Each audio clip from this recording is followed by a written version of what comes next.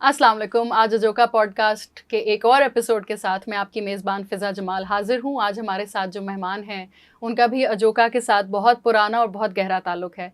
ना ही सिर्फ अजोका theatre itself के साथ, बल्कि अजोका के जो बानी हैं मदीहा गौहर और शाहिर नदीम, उनके साथ भी।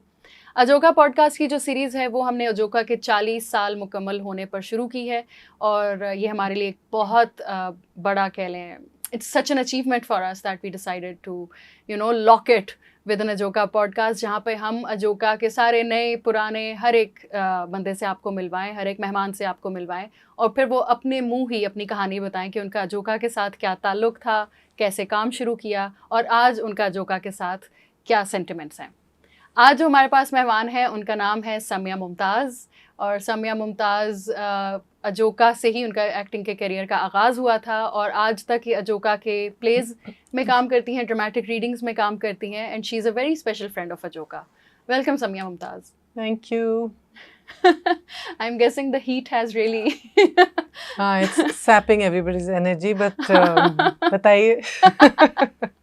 कैसी हैं आप? बिल्कुल ठीक ठाक, बिल्कुल खैरियत से। तो आजकल आप कोई अच्छे प्रोजेक्ट पे काम कर रही हैं जिसको हम लोग फॉरवर्ड करें देखने को? टीवी के हाँ हैं कुछ इंटरेस्टिंग मजे की चीजें आई रिसेंटली। आपका एक बहुत पॉपुलर ड्रामा भी आया था अभी, संगे माँ, जिसमें हानी आमिर भी थी, नौमान एजाज भी थे और मजे की बात मैं आपको बताऊं, उसकी शूटिंग के वक्त हमने आपको देखा था। मैंने और निर्वाण ने। तुम लोग वहाँ थे? हम दोनों बनजोसा गए हुए थे। ओ, बट हम लोग कश्मीर में तो नहीं थे। अच्छा, वहाँ की सेटिंग में लग रहा था जैसे कश्मीर में है, but you were shooting for something at that was another. बनजोसा पे हम एक और प्रोजेक्ट शुरू किया था, 2-3 दिन की शूट हुई थी और फिर वो नहीं आगे बढ़ा था। अच्छा, but I didn't know you guys were there. Why didn't you come and see me? आप बिजी थी, आपका उस वक्त बहुत जोर का एक शूट चल रहा था जिसमें वो पूरा कैमरा और वो रिफ्लेक्टर्स वगैरह वो सब आपके ऊपर थे। You were with somebody shooting a scene. Sonia थी उसमें, सोनिया हुसैन थी, बट वो बस वो 3-4 दिन की शूट होके फिर वो प्रोजेक्ट आगे नहीं गया। तो जब ऐसा होता है प्रोजेक्ट आगे नहीं जाता, आपको लगता है कि आपका वक्त जाया हुआ है? और अगर हमें उसकी पेमेंट हो गई है तो नहीं, बिल्कुल नहीं लगता। अच्छा, this is something new to me कि पाकिस्तान में भी प्रोजेक्ट्स ऐसे शेल्फ होते हैं। बट मैंने जो सुना हुआ है, जिस चीज़ से मैं अवेयर हूँ, वो ये कि जैसे हॉलीवुड में होता है वो एक पायलट शूट करते हैं और अगर वो नहीं जाता तो फिर प्रोजेक्ट स्क्रैप हो जाता है, वरना वो आगे चलता है।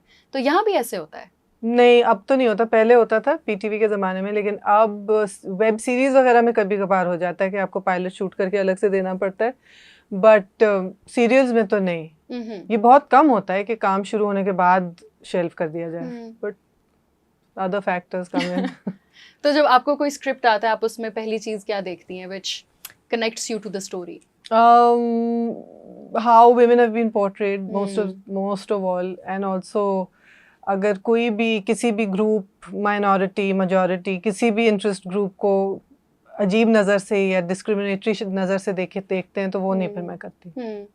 इसकी वजह ये भी हो सकती है कि आपकी अम्मी बहुत नॉन फेमिनिस्ट भी हैं, स्कॉलर भी हैं, तो क्या उनकी कोई टीचिंग्स ऐसी आपके अंदर आई कि आपने फिर या ब्लैक एंड वाइट में देखना शुरू कर दिया, ग्रे एरियाज भी छोड़े? नहीं, मेरे ख्याल से एक माहौल होता है ना, उससे ही आप अपनी वर्ल्ड व्यू, अपने पॉलिटिक्स, अपनी सोच वहीं से उठाते हैं, उसके बारे में सोचते भी नहीं है, because those are the thoughts and ideas around you, तो वही आपको बनाती हैं। वो फिर उसके अगेंस्ट कोई चीज़ जाती है तो वो फौरन हिट करती है कि ये तो I don't believe in this, you haven't really thought about it in too much detail. I mean specially as children तो नहीं आप इतना सोचते, लेकिन आपको पता होता है राइट एंड रॉन्ग, वो तो अंदर बैठा हुआ होता है ना।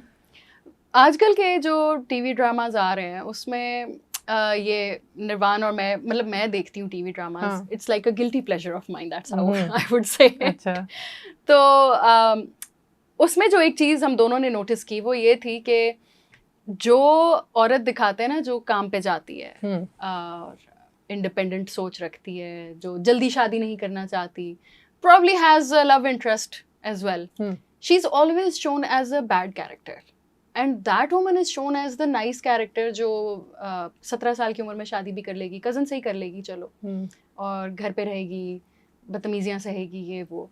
तो आपके पास ऐसा कोई स्क्रिप्ट आया है और क्या एक एक्टर, जैसे आप सीनियर एक्टर हैं, क्या आपके पास ये पावर है कि आप बता सकें कि I don't like what's going on here, try changing it? Scripts तो आते हैं, हर तरह के आते हैं, और उसमें से ढूंढना पड़ता है ऐसा जो कि इस तरह की चीज़ें नहीं दिखा रहा हो. And when I wasn't a senior actor, I had more power to change things because फिर जाहिर है जब आप लीड रोल कर रहे हैं, you're the the heroine of the series, तो then वो आपकी सुनते भी ज़्यादा हैं. But as a second story में कहीं और अगर आप हैं तो इतना नहीं आपकी वो इम्पोर्टेंस नहीं देते हो आपको. अच्छा, that's interesting. So and I mean you're replaceable ना. So वो क्यों आपकी सुनेंगे That's ज़्यादा. true. But आपके पास फिर भी चॉइस है, आप ना लें वो वाला प्रोजेक्ट, और काम इंटरेस्टिंग भी आता है जिसके अंदर बैलेंस होता है, या जरा पावरफुल औरतें दिखाई जाती हैं, इंडिपेंडेंट. संगे माँ में आपका काफी पावरफुल कैरेक्टर था. संगे माँ में भी था, अभी भी आजकल एक चल रहा है जर्द पत्तों का बन, जिसमें Sajal is doing the lead. It's a very powerful character. I am also in it as a secondary, मतलब पार्ट ऑफ द बैग. लेकिन उसका सजल का कैरेक्टर बहुत पावरफुल भी है, इंडिपेंडेंट. वो डॉक्टर बनना चाह रही है, उसके घर में और कोई नहीं पढ़ा लिखा, साइकिल चला के जाती है, इस तरह से ना वेरी विलेज सारा एनवायरनमेंट दिखाया है. And she's shown in a good light. Yes. अच्छा, that's refreshing. I will watch this. हाँ. मगर फिर वो मेरे लिए guilty pleasure नहीं होगा, वो फिर actual enjoyment होगी. नहीं, वरना तो इरिटेशन होती है ना जब आप इस तरह की चीज देखते हैं जिसमें आप बिलीव नहीं कर रहे और आप तंग होते हैं उसको देख के, तो बेहतर है ना ही देखें.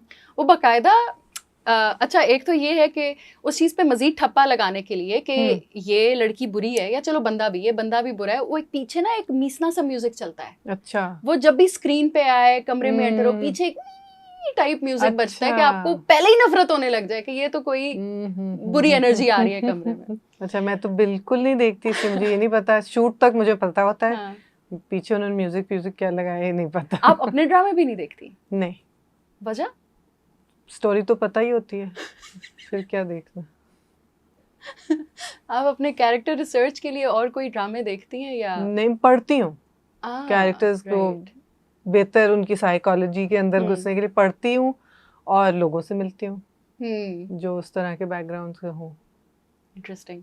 तो आप संगे माँ के लिए किससे मिली थी? संगे माँ में एक तो हम लोग वहीं पे थे, उसी एरिया में वहीं पे शूट कर रहे थे, तो वहाँ की भी इर्द गिर्द जो थी एक एनवायरनमेंट, उससे भी थोड़ा कुछ पिक किया. और वो तो एक औरत की, अब मैं जब सिर्फ अपना कैरेक्टर देखूं तो एक औरत की अपनी जो रिस्ट्रिक्शंस के अंदर रहते हुए किस तरह उसने अपनी ज़िंदगी गुजारी, वो तो कहीं पे भी हो सकता है. सो